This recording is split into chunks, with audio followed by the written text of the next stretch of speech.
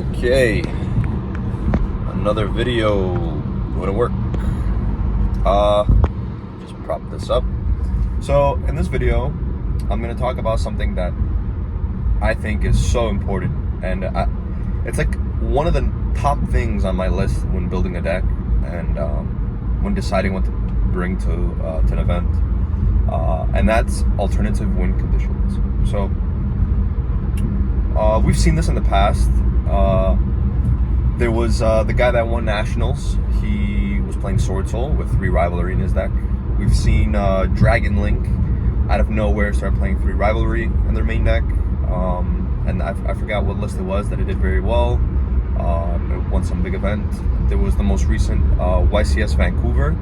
Oh no, I'm sorry, not YCS Vancouver. Dortmund. He was playing Vanquish Soul, which reality I think he should have won. He main deck 3, there could be only 1. There's, Eldritch that play Floodgates, right? But I kind of want to focus on decks that are not Floodgate decks, but play alternative win conditions. So, for example, like that Vanquish Soul, Sword Soul, Dragon Link. In the past, we've seen other decks too, like Plants play Gozen in the main. Even myself in my Earth Machine deck, whatever, I play Rivalry and Gozen. So you have your original strategy, which is like your combo deck or your mid-range deck. Also Gozen during Orcus format, that was really good. Anyway, so you play your original deck, and then you throw in a 3 of utility card, but it's also treated as an alternative win condition, and that's a Floodgate. So because these cards are allowed, I'm gonna play them. I think they're just busted.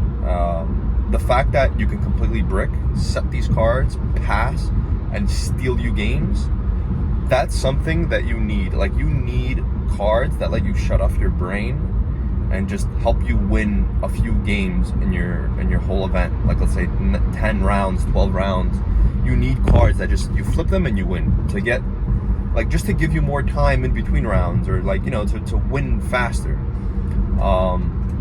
So I think that's important for just like a tournament experience. You need cards like that just let you straight up win the game by not doing much. Just holding my phone because this turn is mad steep. There's a cup right there too. Anyway, so I think playing an alternative win condition should be like a staple and like thing in your deck building, just because it's not something that people are prepared for, right? So like kind of like in Sword Soul, no one was citing back row removal against Sword Soul. Everyone's just putting in their D barriers. Everyone's putting like Lightning Storm, or not really Lightning Storm, but they were putting, I don't even remember. I think it was just more hand traps, right? Like Nibiru, Imperms, they were keeping in their hand traps. Or like Dark Ruler No More, right? That was very popular then. In my opinion, like having the Rivalry is completely like, even if your opponent puts all the hand traps and they draw all the hand traps, all the Dark Rulers, all the engine they have, if their deck loses to Rivalry, they lose the game. It doesn't matter. Like, you could also brick, set 2, pass, and that could get you there. Another thing that you could do to like further like enhance this alternative win condition effect is play it with Forbidden Droplets. So these cards, already Floodgates are not bad going second. You could play Floodgates into a board and like you could probably crack a whole board with just flipping Rivalry or Gozen or Tikaboo. So or Skill Drain, if your deck can play Skill Drain. But playing Forbidden Droplets, not only are they good, not only are they good going first, but going second, you could set them, pass, right, and just keep all the cards in your hand. And then if they have a Barone or a bunch of negates, you could flip your Rivalry or your Gozen, and then if they try to chain to negate, you flip your Droplets, and you could potentially, just giving you another turn or 2, auto wins you the game, pretty much. So yeah, that's something that I really wanted to say. I think you should play alternative win conditions in your deck. If your deck can do it, definitely do it.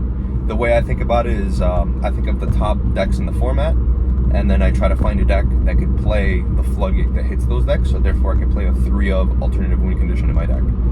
I could just play 3 more hand traps, right? I could play like 3 bell or like whatever, 3 of hand trap.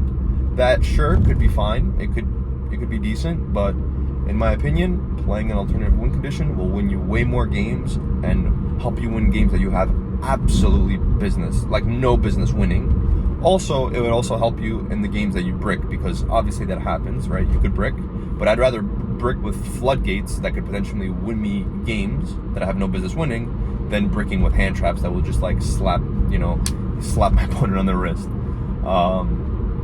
Yeah, so that's one thing. Floodgates. Another thing is the runic cards.